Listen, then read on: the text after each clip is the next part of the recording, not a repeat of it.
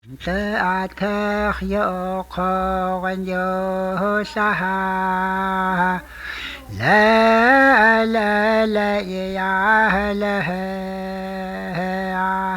yo'oqo'neyo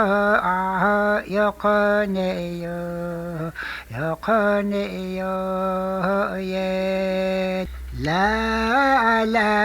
ya'alehe You're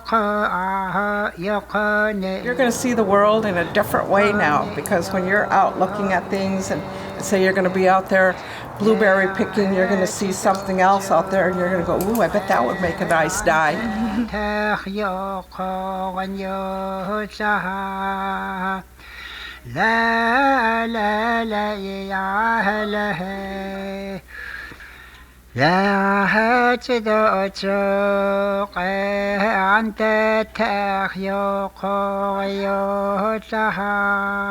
You know, we're feasting our eyes and our minds on what we're gathering, and we're going to store this away so that we can share it with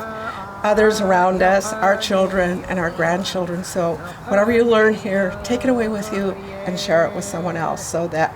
this culture, living off the earth and the land, continues to stay alive, and we hope that it continues to grow as well.